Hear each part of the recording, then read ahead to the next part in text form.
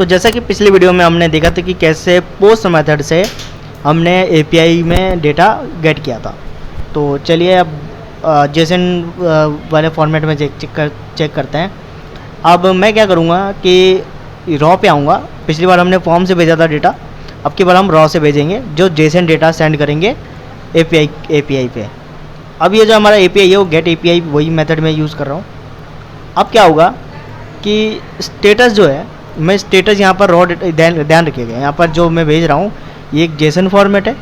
मैं JSON format हमारे इस एपीआई को सेंड करूँगा और यहाँ पर पुराना जो है ये इफ़ कंडीशन लगा हुआ है, मैं इसको कुछ नहीं कर दूँगा, बस कल यहाँ पर इस वेरिएबल पे वो डेटा ला के पटक दूँगा।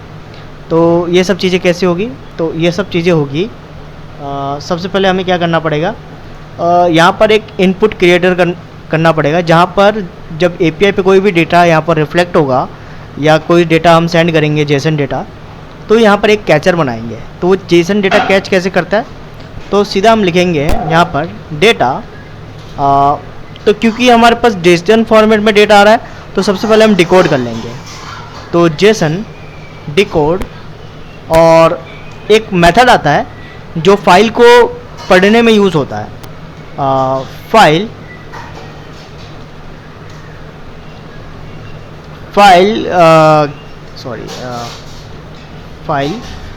गेट कंटेंट्स, और इसी में यूज़ करेंगे हम PHP और इनपुट। ठीक है, अब ये क्या है, और हम क्या करेंगे यहाँ पर /true कर देंगे,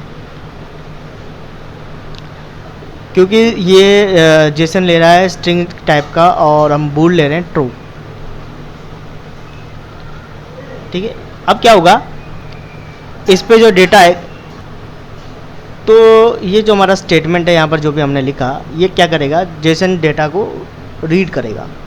और रीड करेगा कौन, ये तो हमारा PHP जो इनपुट है हमने लिखा, तो ये डेटा रीड करेगा और जेसन डिकोड जो है उसको डिकोड कर देगा एरे में, और वो ला के पटक देगा डेटा में। ठीक है, फिर हम डेटा के अंदर वो कॉल करेंगे, और जैसे एरे की वैल्यू को कॉल किया जाता है वैसे ही हम इसके अंदर कॉल करेंगे। तो सबसे पहले हम क्या करेंगे, क्योंकि हमने यहाँ पर स्टेटमेंट को क्लोज कर देंगे कि भाई यहाँ से स्टेटमेंट टर्मिनेट है, और हमने लिया TT। ठीक है, इसमें हम डेटा ला देंगे।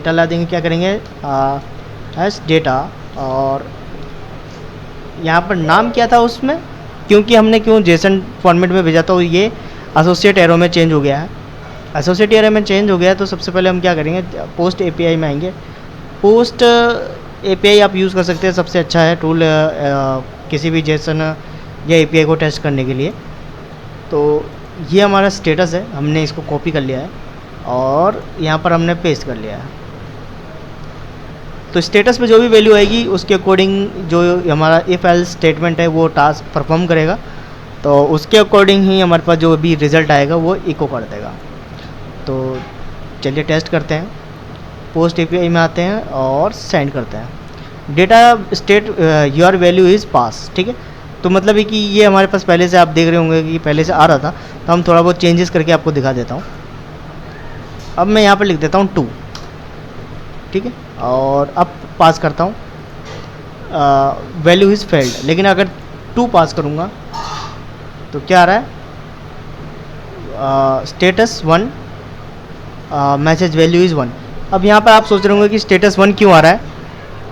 स्टेटस 1 इसलिए आ रहा है क्योंकि हमने जो यहाँ पर जो डेटा हम पास करवा रहे हैं, मतलब कि जो डेटा हम यहाँ पर सेंड कर रहे हैं वो इस फॉर्म में डेटा सेंड कर रहे हैं। तो सबसे पहले हम चेक करेंगे, अगर इफ़ TTT = 2, मतलब अगर ये यहाँ पर 2 आया तो क्या डेटा सेंड करेगा, जेसन इनकोड एसोसिएट एरे को हमने इनकोड कर दिया जेसन के अंदर स्टेटस 1। लेकिन मैं अगर 2 लिख दूँ, यहाँ पर 2 लिख दूँ, या फिर मैं इसको हटा के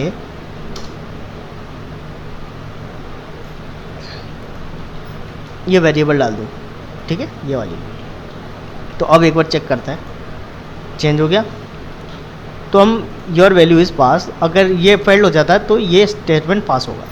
तो इस तरीके से कोई भी एपीआई काम करती है। ये छोटी सी एपीआई है, और बड़े एपीआई बड़े कॉम्प्लेक्स होते हैं, वो अलग अलग डेटाबेस से कनेक्शन होते हैं, वो अलग अलग डेटाबेस पे परफॉर्म होता है, उनसे डेटा गेट किया जाता है, फिर उसके उसी एपीआई पे कई सारे मल्टीपल टास्क होते हैं।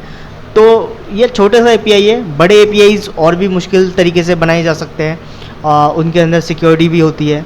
तो ये छोटी सी एपीआई है जिसके अंदर आप टेस्ट करके देख सकते हैं। ये आपके एंड्रॉयड एप्लीकेशन के लिए भी यूज़ हो सकता है, या फिर आप ये मान लीजिए कि कोई भी ऐसा एप्लीकेशन जो एपीआई पे वर्क कर सकती है, तो आप उसको ऐसे यूज़ कर सकते हैं। एपीआई को बनाने का तरीका एक यही है, क्योंकि हम उसको जो आपका पेज है वो आपको जेसन फॉर्मेट में आपको डेटा देता है, और जो आप उसको प्रोवाइड भी जेसन फॉर्मेट में ही करते हैं। एपीआई के अंदर हम जेसन डेटा भी पास कर सकते हैं, गेट डेटा भी पास कर सकते हैं, और पोस्ट डेटा के थ्रू भी पास कर सकते हैं वैल्यूज़। और अब तक के लिए इतना ही, मिलते हैं अगले वीडियो में।